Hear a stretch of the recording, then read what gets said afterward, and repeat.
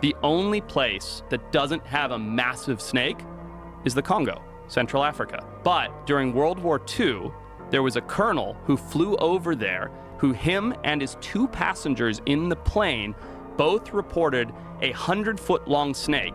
They flew over it once.